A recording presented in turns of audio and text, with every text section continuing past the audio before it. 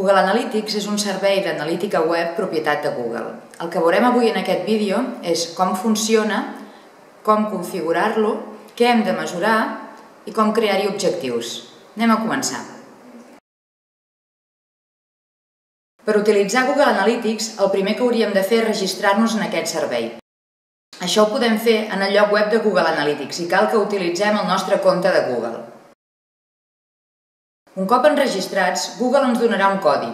Aquest codi cal que el publiquem a totes les pàgines del nostre lloc web. D'aquesta manera, quan un usuari hi entri, Google Analytics podrà veure'n tota la seva activitat. Si el nostre lloc web està creat amb un gestor de continguts tipus WordPress, només caldrà descarregar el plugin de Google Analytics o bé utilitzar un plugin de SEO que ho porti incorporat. El plugin mateix ens demanarà el codi i l'instal·larà tot el lloc web. Quan un usuari entra al nostre lloc web, el codi s'activa i comença a enviar informació als servidors de Google. És molt interessant, per exemple, veure si les nostres visites són homes, són dones, quina edat tenen, quins interessos, si naveguen des d'un ordinador de sobretaula o bé ho fan des d'un mòbil, etc. Tota aquesta informació hi podem accedir nosaltres des de la pestanya Informes a dins de Google Analytics.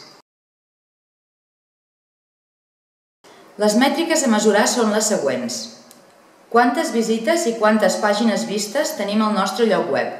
Les visites són el que Google en diu usuaris, és a dir, les persones que entren al nostre lloc. Les sessions són les vegades que hi entren.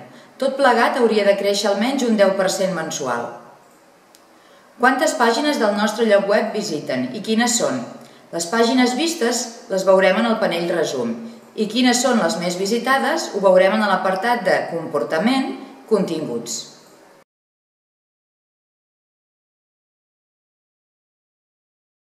Una altra mètrica que caldrà que revisem és la ràtio de rebot del nostre lloc web.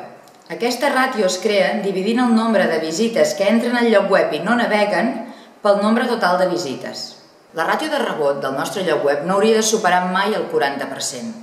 Un 40% vol dir que de cada 100 visites, 40 marxen del nostre lloc web sense navegar. Si això és el que ens passa, tenim un problema que hem de corregir. Quin problema podem tenir? Poden ser molts. Pot ser que el lloc web sigui lent. Pot ser que el màrqueting estigui mal fet i estiguem portant gent al lloc web que no és el nostre públic objectiu. Pot ser que els preus no siguin els de mercat.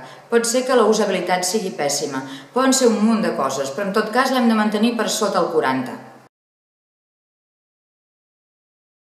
Google Analytics permet indicar quin és l'objectiu del nostre lloc web, vendre, obtenir contactes, etc. I un cop configurat, fa el seguiment concret de les visites que arriben a l'objectiu, cosa que ens permet conèixer millor els nostres clients i, per tant, trobar-ne més com ells.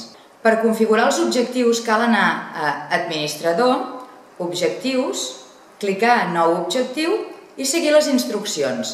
Al final només ens caldrà indicar la URL, l'adreça d'internet, del que considerem que és el nostre objectiu. Per exemple, la pàgina de gràcies per haver realitzat la reserva, o gràcies per haver comprat, o gràcies per haver enviat el formulari i en breu el contactarem.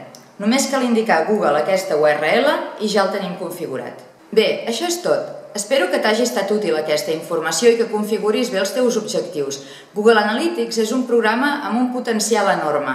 Val la pena que hi dediquis estona a entendre totes les funcionalitats i a veure com pots millorar el rendiment del teu lloc web gràcies a l'analítica web. Ens anem parlant. Adéu-siau.